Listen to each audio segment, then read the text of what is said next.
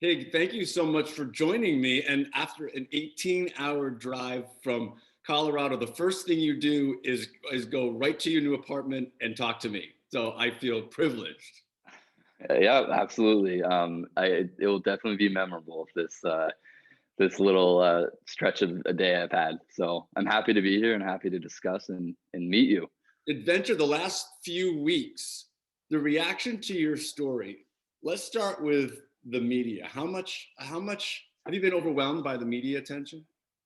I mean, I as I was going through this process and starting to understand what it was exactly I was going to do with this, I had no expectations. I didn't really know if people wanted to hear my story, and I was actually um, didn't even know, as I talked about in my story and some of my posts on social media, I never knew that, I had convinced myself through many dark times that this, you know, I eventually knew I would come to embrace who I was, but to speak about it out loud and to really take some time to decompress from my ski career and then uh, the investment banking career I had following that, I thought I was ready. So I felt very prepared, and it's been an incredible journey thus far. And more than that, I feel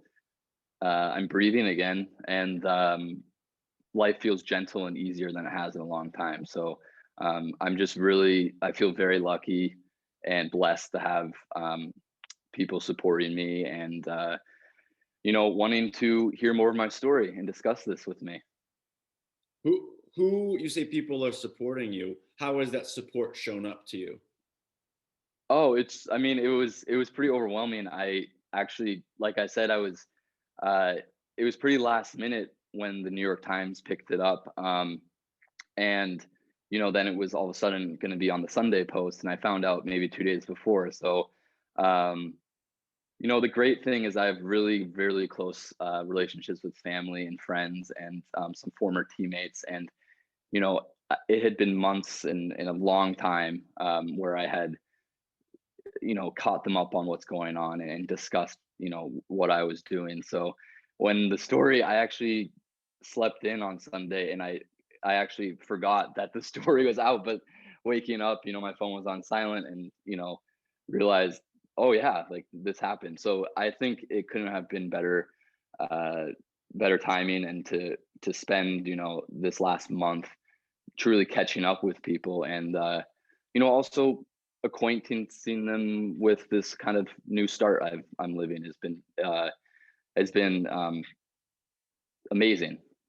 Have you heard from teammates, former competitors? Yes, absolutely. You know, the sport of ski racing, alpine ski racing, is very unique in the sense that um, it's a very individual sport. It's very cutthroat.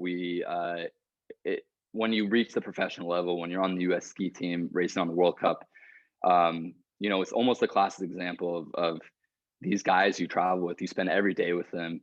Um, you travel the world. Most of the time in ski racing, you're not winning, so you're failing together, you're succeeding together. But same time, they're your biggest competitors. So you develop unique relationships with people. But at the end of the day, our sport is so tough and brutal, and it's been really cool to um, give more depth to what was going on with me during my time as a professional athlete. And, you know, letting my teammates know I had incredibly supportive teammates and, helping them kind of understand that, moving forward, this is something all of us are going to do together to make life easier for people like me. So those are been great conversations. Knowing what you know now, having seen the reaction from people in skiing, do you look back and think, hmm, maybe I could have been out while I was competing, or do you look back and say, oh, thank God I didn't do that? Yeah, that's a question that's always going to be somewhat unanswered for me, but also I think that's okay because I took the journey to get to where I am now and to come out when I did, and I have to believe that it was ultimately um, enabled me to learn things I might not have learned if I had come out earlier. There were big obstacles that were very also unique to me at the time. When I was really starting to go through this crisis of trying to understand, uh, trying to battle this idea of how do I fit in this world, and gaining strength to come out. And there was a point in time when I was 23, 24, when I really was ready to do it. And I, ultimately, uh, about 2 months after that time where I was preparing myself to do it, my little brother passed away, and that changed everything. I actually retired from the sport, so in a way, it was almost a relief that that would be the next step for me. But I found myself um, coming back to the sport and feeling very closeted with my feelings of grief and pain and tragedy, because at the end of the day, our sport requires 100% mental stimulation, and I couldn't even share with my teammates what I was going through, and I felt like I was getting I felt very on the outside already, so I just did not know how to add that on top of this. In addition to being in a very precarious position with my team in terms of funding and just being able to be there, that worried me as well. I my ultimately the decisions of how I existed in the space were um, dictated by uh, other people, and I didn't know them well enough, and uh, I ultimately, for lack of better words, um, I continued to fight it on my own, which I don't know if that was the right decision, but I learned a lot um, moving forward. And Has anybody from the skiing community had a bad reaction that you know of? no, not that I know of. I mean, I think there has been, um, maybe there's been some comments online that I haven't necessarily seen, but I've been made aware of. But the great thing is that there's been uh, acquaintances and people I don't know who have been very upfront about letting people know how important this narrative is within not just the ski space, because I am the first alpine male athlete to do this in a but also just in sports in general. It's a narrative that still needs to be told. So um, it's been, I can't even count on one hand negativity or from people that I know. This is the thing that we struggle with at Outsports and have for 20 years. I've been writing about this since 1999 when you were, what, 5 or something. Um, and we keep hearing this same thing that when people come out in sports, Yeah. they're shocked by how much support there is, former Right. teammates, Yeah. competitors. Oh my gosh, I wish you told me, I love you, nothing changes. How do we get through to the guys in sports to see that possibility instead of the fear that they are so often consumed by? Right. Yeah. That's, I mean, I couldn't agree more. And that's what makes all of this somewhat hard to internalize, because I, I while that was a strong possibility, if I had come out and had this same level of support that I am now, who knows what could have happened. But I think it comes down to, and this is a big motivation for me, um, speaking up about it. And it's funny because my platform, um, I'm not well known in the U.S. for I have a couple national titles and I have a very unique story within the space, but uh, Oh, I just have a couple of national titles, well, whatever. but Big deal. ski racing, it's a you know, to be completely honest, it's a sport that I grew up in Ski Town, USA. It was I was on skis before I could, at the same time I was walking. So, it's an incredibly niche sport, but it over in Europe, it's massive. It's the American football equivalent in Austria, Switzerland, Norway, Sweden. It's massive. I'm known over there. I'm on TV over there. So um, that being said, the problem, getting back to that question, is that the problem is the lack of visibility, right? So for me, I reconciled at a young age that I was gay and that it was going to be okay. And I actually was kind of relishing it a bit because I knew it was pushing me harder. I have a twin sister who was, you know, bigger, stronger, faster, just excelled more than I did as a young boy. And you know, I realized that I was different, and I thought it was okay. But then as I started climbing the ranks, I started to I didn't see anyone or hear of anyone who was thinking the same way I was. And that ultimately is what, you know, kind of led me into this um, illusion that my brain was maybe playing a trick on me, because how could it be possible? You know, so you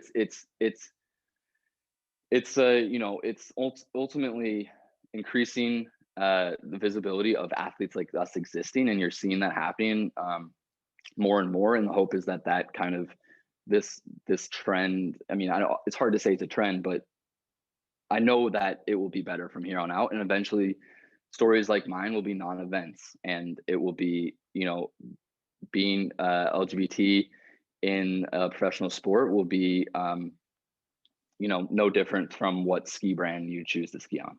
So that's the hope here, and it's going to take more people.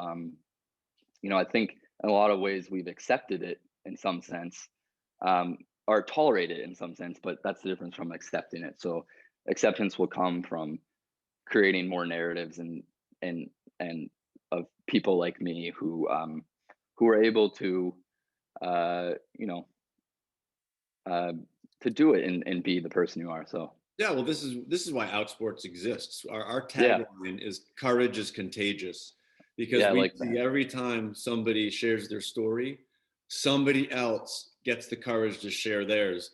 And Right. frankly, I know a gay skier, and Hmm. he's really scared that he's going to get found out because, Hmm. you know, there's Gus, but he doesn't do what Gus does, and Yeah.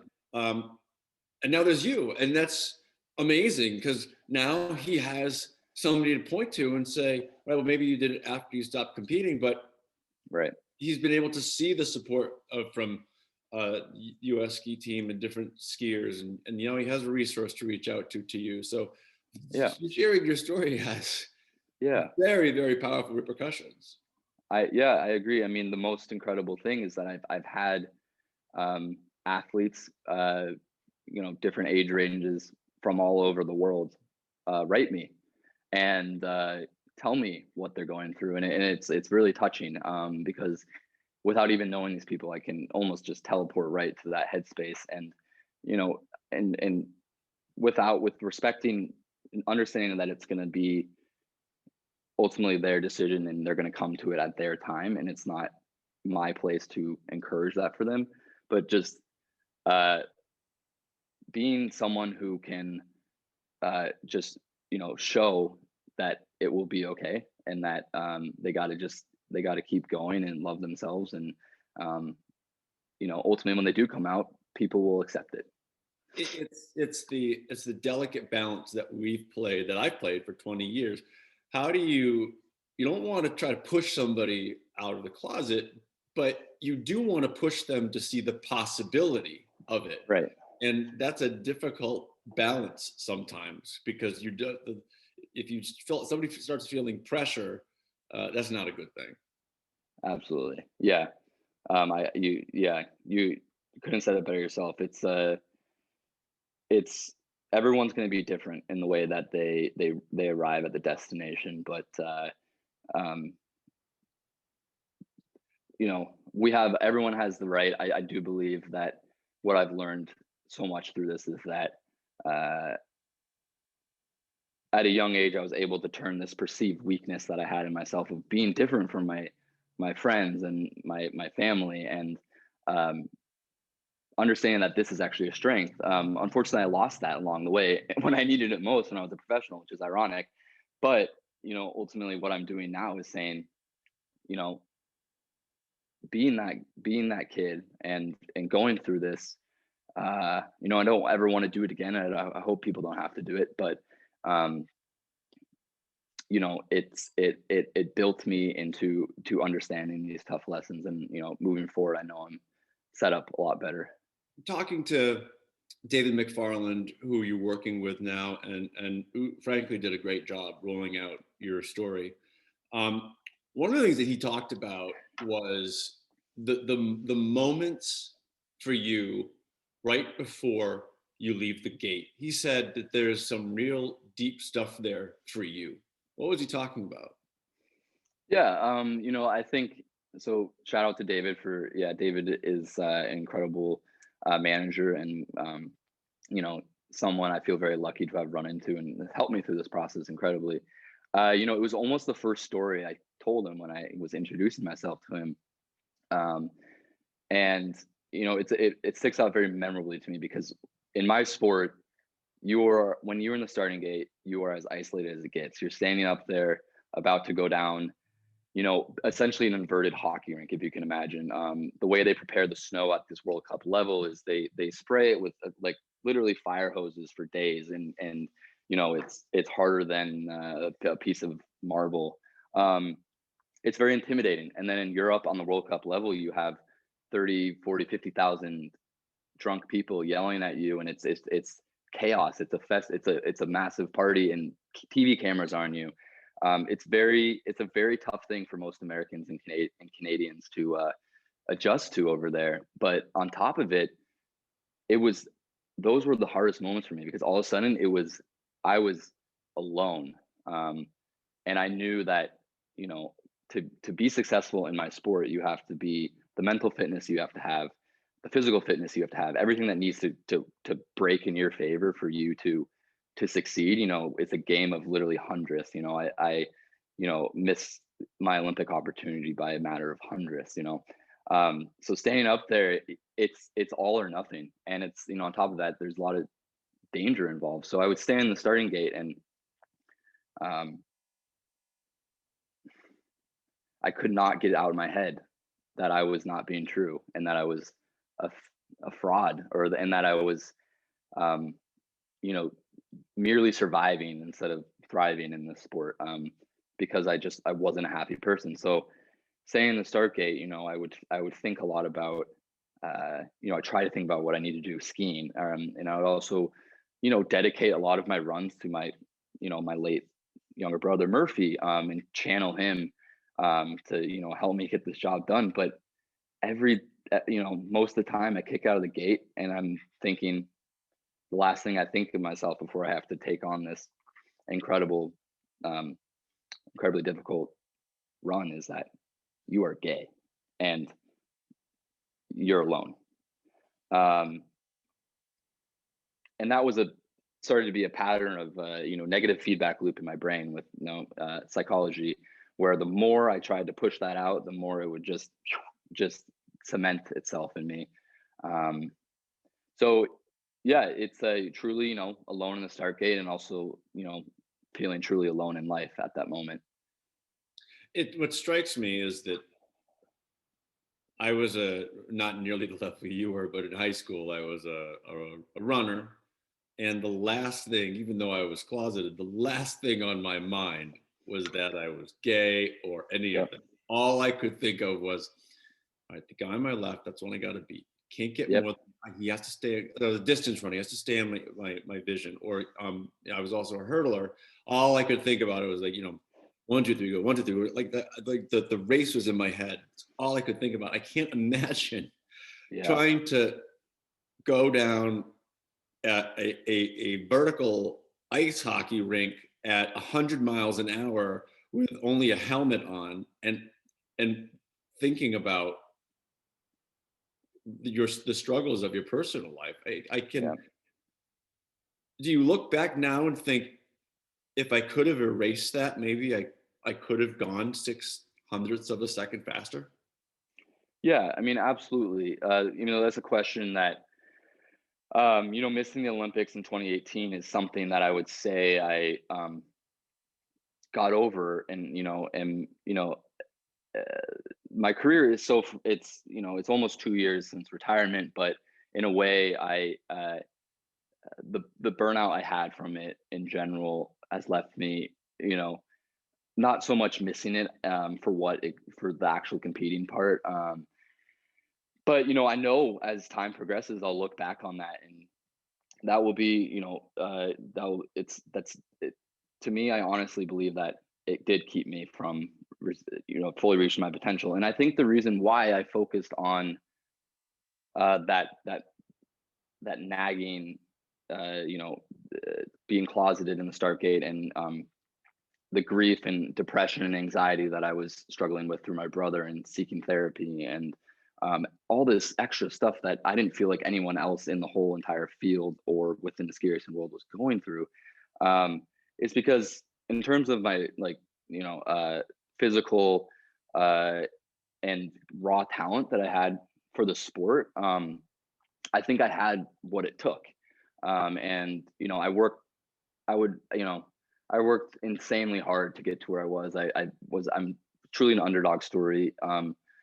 Uh, you know, to get there, but it was all done because I just loved it so much. And there was people out there much better than me, but I always knew that my mental game was gonna completely destroy my career and not let me reach that full potential. So I think, when negativity starts to flow and you start to lose confidence, it's, and psychology shows this type of thing. It's so much easier to go negative than it is positive. So that became my focus, unfortunately. And it's yeah, it will definitely uh be in my mind that unfortunately this probably, it did hold me back in pretty major ways.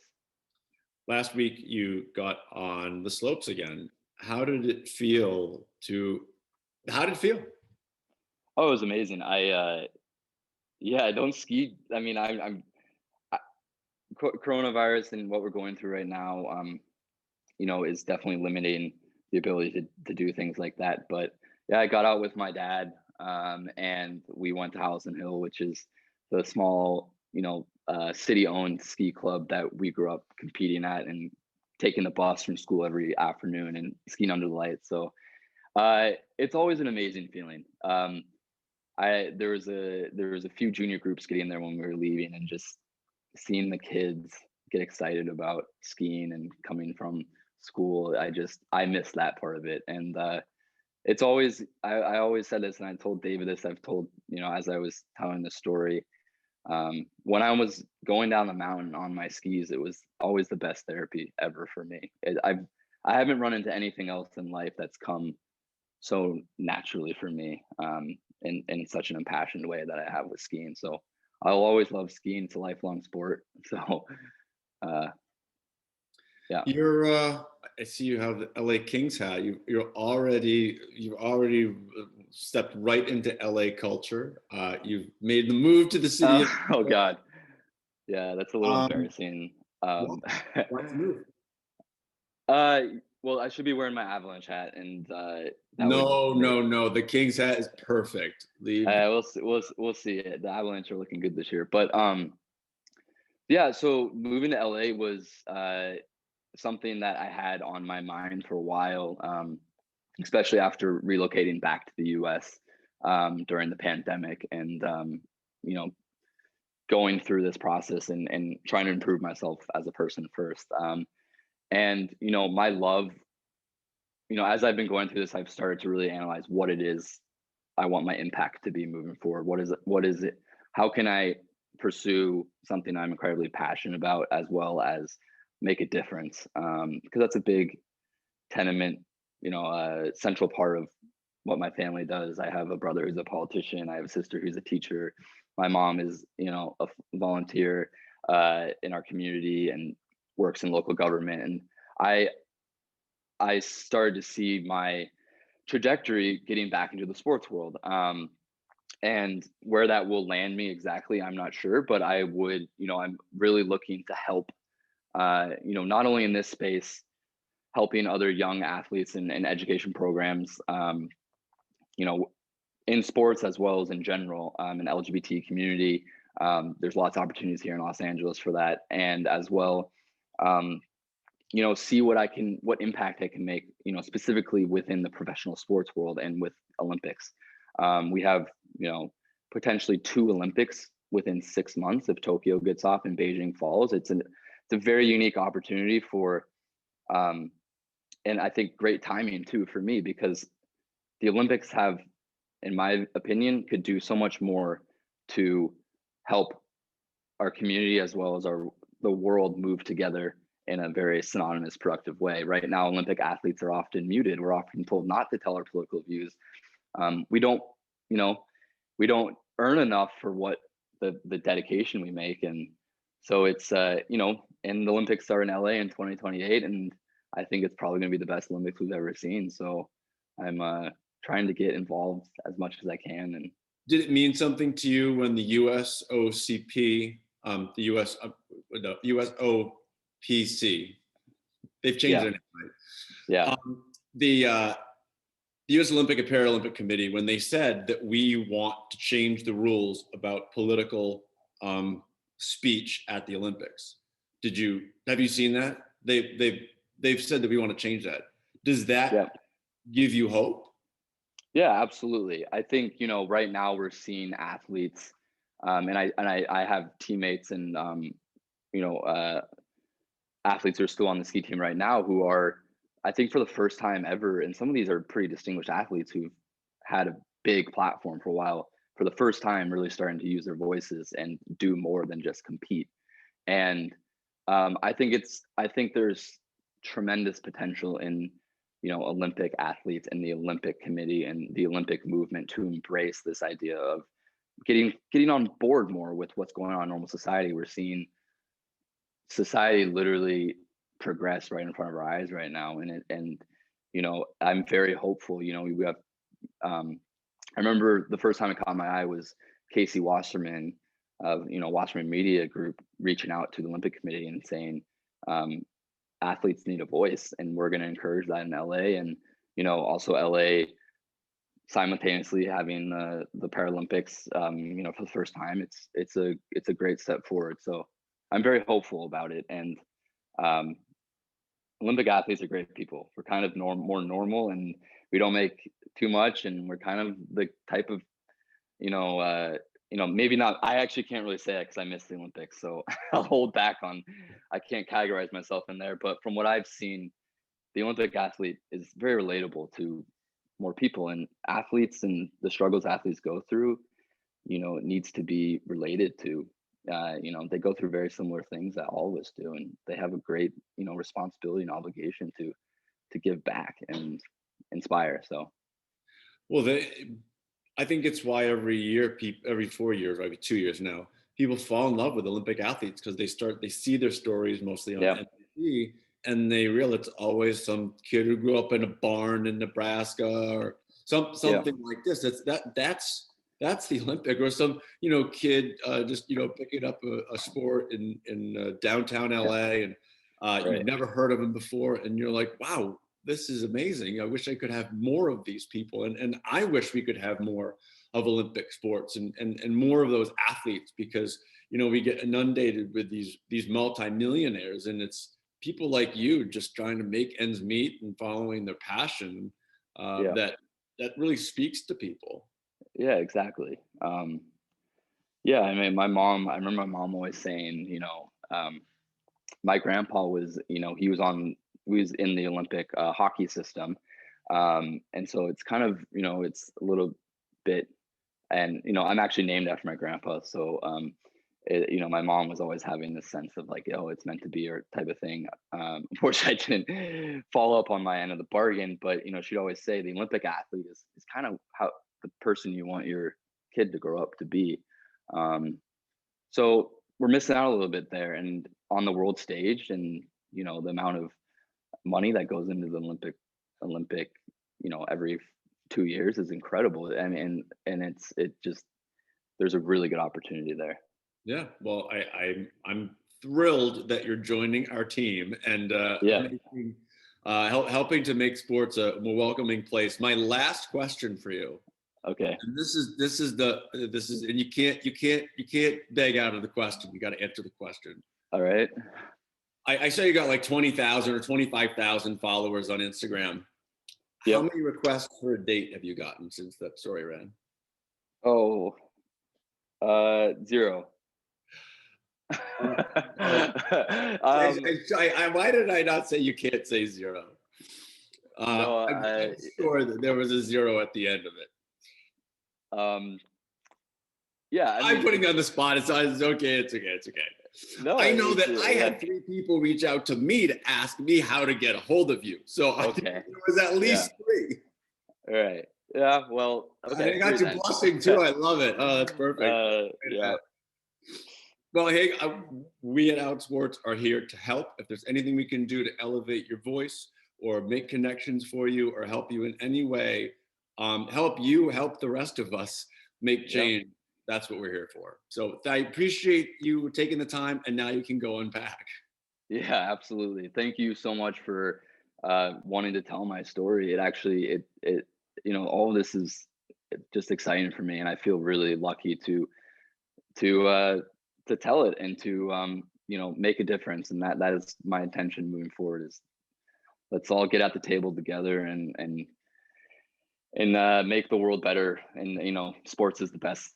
I think one of the best avenues to do it. So I'm happy to be part of this community.